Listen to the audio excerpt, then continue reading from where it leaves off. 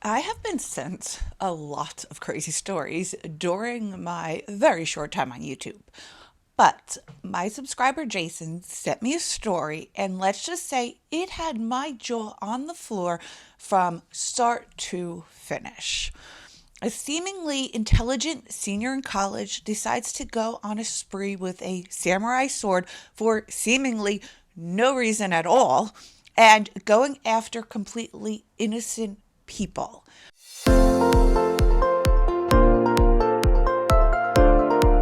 Hi, guys. Welcome or welcome back. Thank you so much for being here. It's so greatly appreciated. Truly, truly is. Before we get started, let me give you my usual disclaimer. This video is for educational purposes only. Please do not take what I say as fact. Please always do your own research and come to your own conclusions. Next, if you've not liked, subscribed, or commented yet, please consider doing so because it really helps me out and I really, really appreciate it. Okay, so today we are talking about Peter Manfredonia. He was born on February 2nd, 1997 in the Sandy Hook section of Newton, Connecticut. Sandy Hook is a village in the town of Newton, Connecticut that was founded in 1711. When I say the Sandy Hook section, I absolutely mean the same town that the Sandy Hook massacre took place that took the lives of 26 people. 20 of them were between the ages of 6 and 7 years old. And yes, we will circle back around to this because it becomes a very relevant part of this story. Peter graduated from Newton High School in 2015, where his mother was a teacher. And in 2020, he was a senior at the University of Connecticut in their Management and Engineering for Management program. So he's clearly not a stupid person, right? Peter was at Newton High School in 2012 during the Sandy Hook Elementary School massacre, and since then has raised money for awareness for anti-GUN group and has been vocal about it on his social media platform. While in high school, Peter claimed that he was the marketing coordinator for a nonprofit organization called Dream Ride. He claimed that he organized, developed, and oversaw marketing campaigns for multiple online platforms for his hometown, along with claiming that he raised money for the Special Olympics and the Connecticut law enforcement. In 2016, Peter worked as a financial operations analyst at Bizzuto's in Cheshire, Connecticut. From 2015 to 2017, he worked as a bouncer at Husky's Restaurant and Bar in Storrs, Connecticut. And also in 2017, he worked as a doorman at Ted's Restaurant in Storrs, Connecticut. On April 15th, 2019, Manfredonia wrote about participating in the Sandy Hook Promise, an organization designed to help with GUN control. On August 19th, 2019, Manfredonia posted about being a part of the AVL Foundation, which is a foundation for 6-year-old AVL Richmond. Peter wrote on his Instagram, I had the opportunity to meet and talk to AVL's mother, Jennifer, who taught me about the crucible moments of our lives. These crucible moments are the transformative experiences throughout life that test our character and alter our very own sense of identity. It was during that conversation that yet another one had to come to fruition. I can't thank her enough for embracing me the way she has, and am excited to continue the effort of preventing and promoting compassion. If you guys are still with me, thank you. I know I don't usually talk this much about the perpetrator's background in a video, but I thought it was important this time in hopes to figure out where this went so twisted. Friday, May 22nd, 2020 at 9 o'clock in the morning, a 911 call comes into the Connecticut State Police from a resident on Myrtle Ave in Willington, Connecticut. The caller says that 2 men were laying in the roadway bleeding and in serious need of help. One of the victims was 62-year-old Theodore Demers. And according to the arrest warrant and Demers' wife of 44 years, Cindy, Ted spotted Manfredonia standing outside of their dead-end road looking a little bit confused. Ted, who was an artist, created wooden furniture out of his workshop, and he loved to teach his trade to troubled youth. He was just a kind soul that would be willing to help anyone that he came across. So Ted approached Manfredonia to ask him what was going on. Peter told him that he was on the street because he knew a female on the street and mentioned her by name. He told Ted that he was trying to get back to his crashed motorcycle, and because Ted loves to help people and because he mentioned this neighbor by name, he offered to give him a ride to where his motorcycle was. It was at that point that Peter Manfredonia would pull out a samurai sword, cut off Ted's arm, and crush his skull with it. During the attack, an 80-year-old neighbor by the name of John Franco would attempt to step in to help Ted. Franco would end up losing several fingers and part of his ear during the attack, but he would ultimately survive. Cindy, Ted's wife, would rush over to her husband's side and held the father of two in her arms until an ambulance arrived. Cindy says that while holding her husband in her arms, she told him that she focused on reassuring him that he was going to be okay, that they would put him back together, that they will get through this, and that they've gotten through so much together up to this point. But Tim would end up passing away in the ambulance while en route to the hospital. The female in this story, the neighbor, she does indeed exist. She is indeed a real person, and she does indeed know Peter Manfredonia. Just prior to the events that took place on May 22nd, 2020, the female had discussed thinking about getting a restraining order against Manfredonia.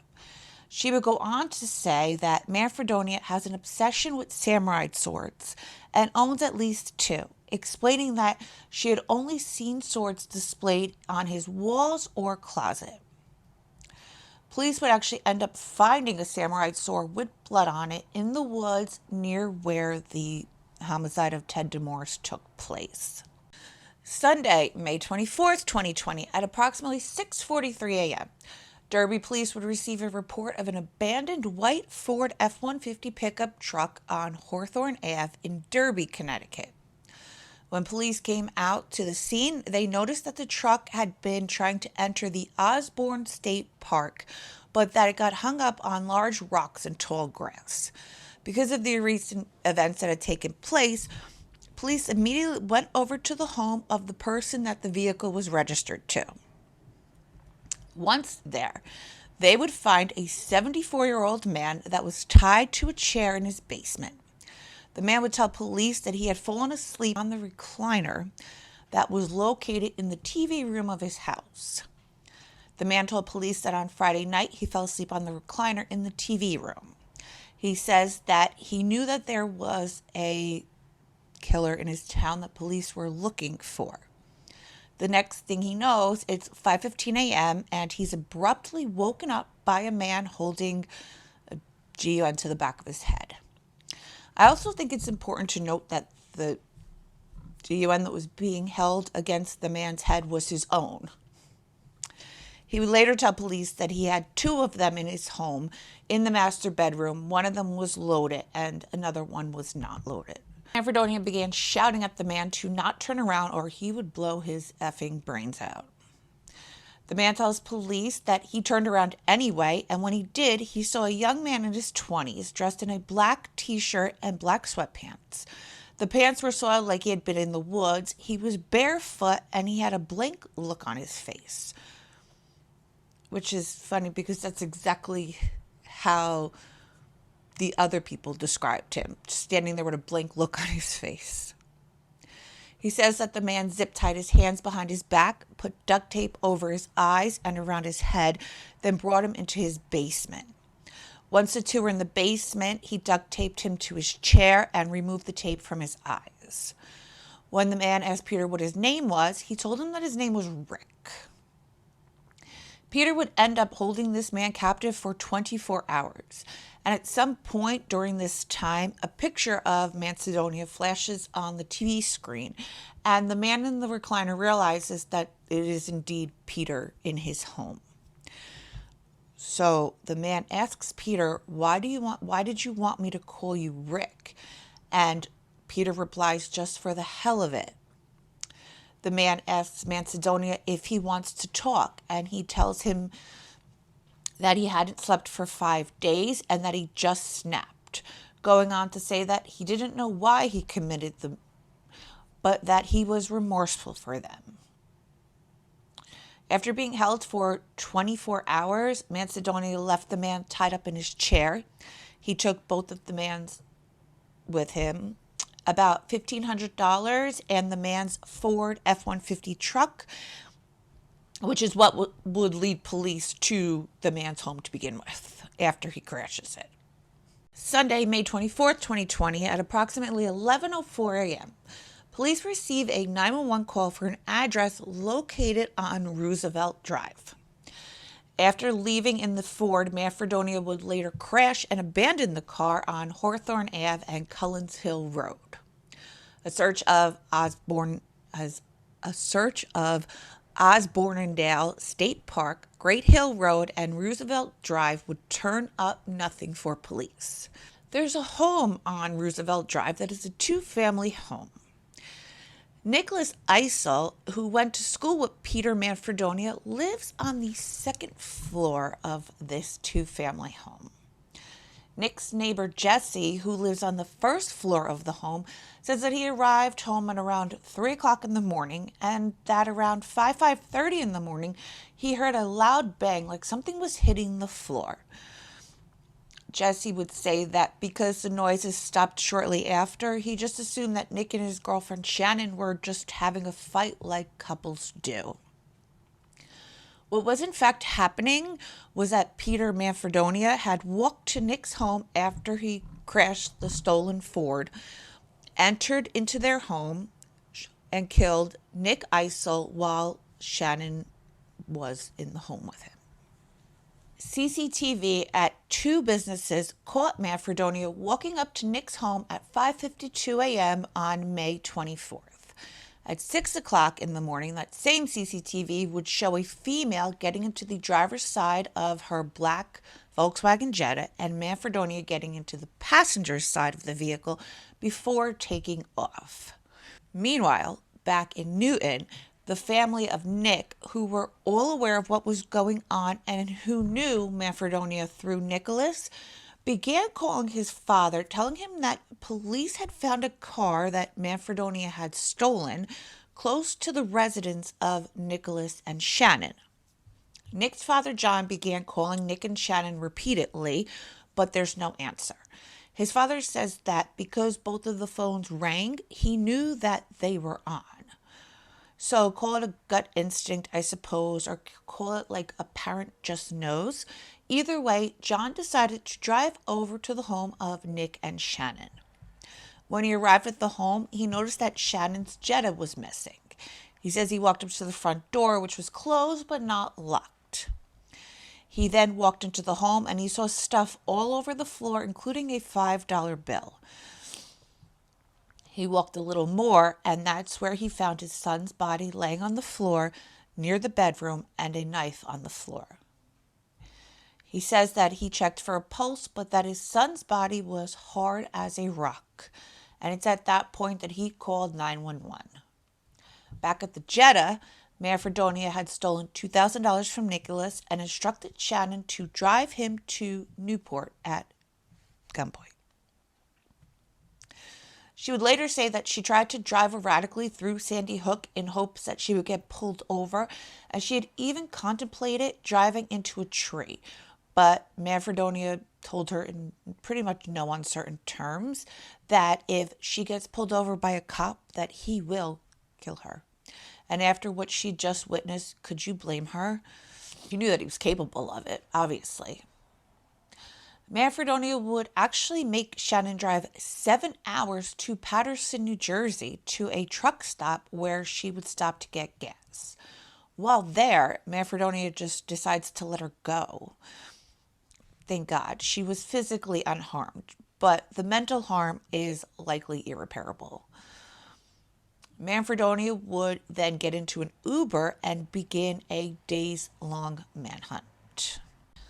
He would be spotted that same day in East Stroudsburg, Pennsylvania. The Uber driver claimed that he dropped Manfredonia off at a Walmart and he walked onto train tracks where he was later spotted.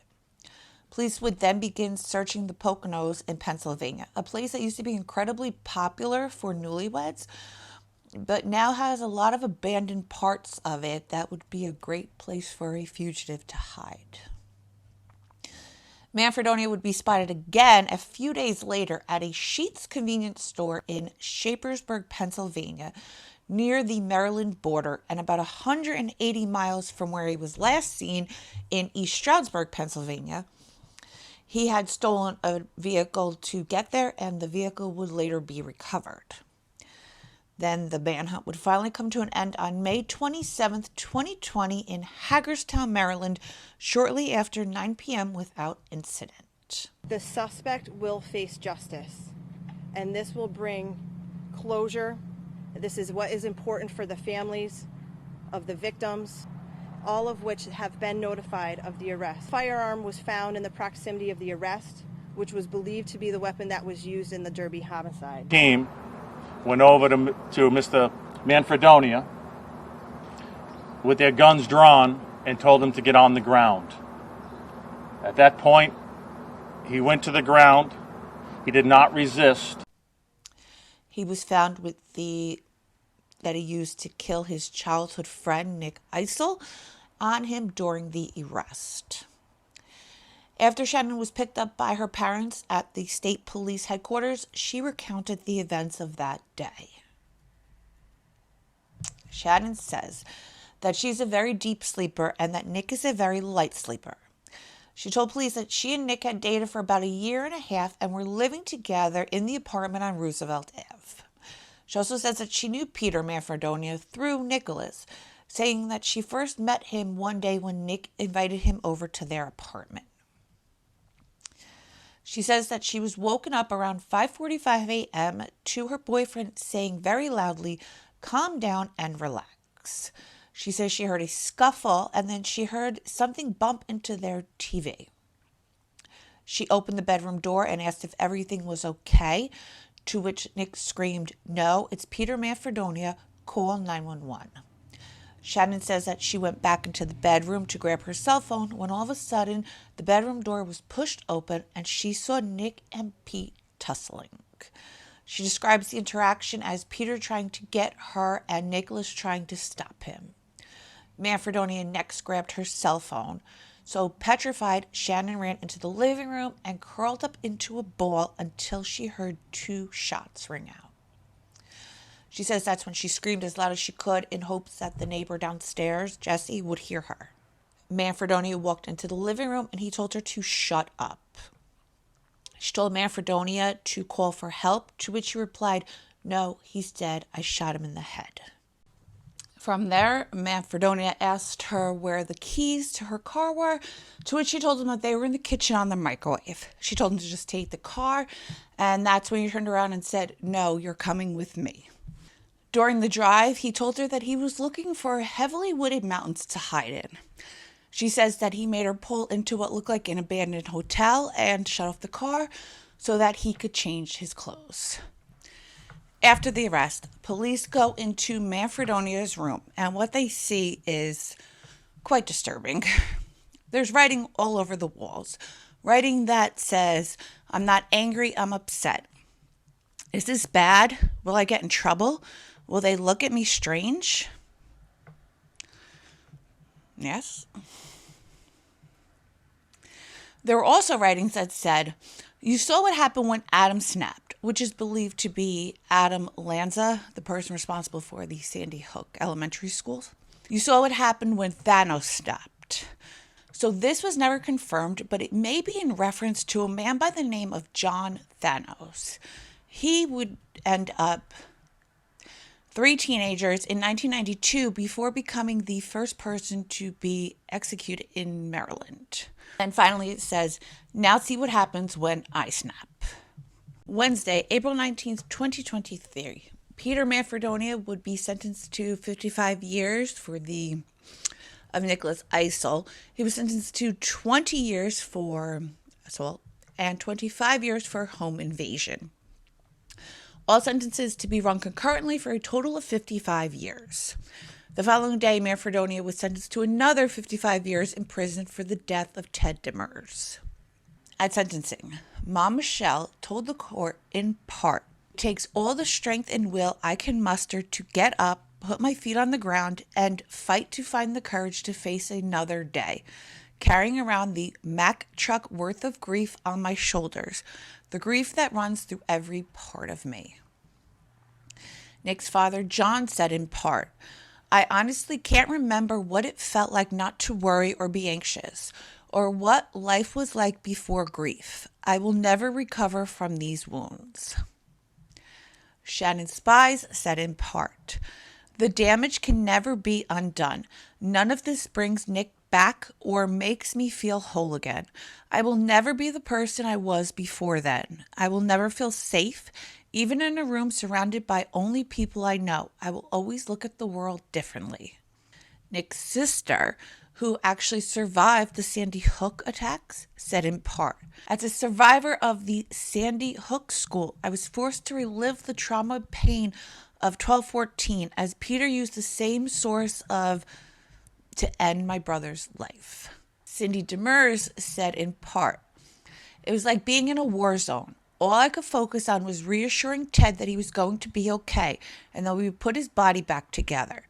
Dying was not an option, and even seeing him and his injuries, I couldn't even imagine that was a possibility. He was still alive when he was taken away, but he never came home. My husband's life was stolen from him viciously. Life as I knew it was stolen from me. My world as I knew it came to an end." Franco, who was the man that came to the aid of Ted, said in part, "He should be terminated. I'm a true believer in capital punishment, especially in a situation such as this." And a last and final twist to this story. Peter's father, Robert Manfredonia, would be arrested shortly after his son and pled guilty to the SA of a teenage girl, about a month before his son went on his rampage. Because the girls are so young, I'm just going to give you the basics. One of the girl's mothers says that on April 10th, 2020, she and her daughter were fighting. Her daughter and her daughter's girlfriend were hanging out at Robert Manfredonia's house. The mom says that because her and her daughter were fighting, she allowed her to stay in Robert Manfredonia's care. She would go on to say that because her daughter was struggling with the confinement of the lockdown, she believed that it would be good for her mental health. Robert Manfredonia would give the girls marijuana and drinks that contained vodka. At some point in the night, Robert and the girl would leave to take the other friend home, and then they would return back to Robert's house where they would sit down to watch television. The warrant goes on to say that Robert complimented the teen's breasts. The warrant goes on to say that while they were watching television, Robert complimented her on her breasts. He began to ask her very intimate questions, and then he began touching her over her clothing before untying her sweatpants. The teen told Robert that she wanted to go to sleep, to which he offered for her to sleep in his bedroom, to which she declined. From there, she went into a spare bedroom and she made plans with friends to leave and spend the night with them. Robert Manfredoni would end up taking a plea deal, and he was sentenced to 15 months in prison and 5 years probation. All right, guys, if you're still here, thank you, thank you, thank you. I love you, and I appreciate you so, so, so very much. Please like, subscribe, and comment if you haven't yet and you feel so inclined to, because it really helps me out, and I really, really appreciate it. And until next time, stay safe out there.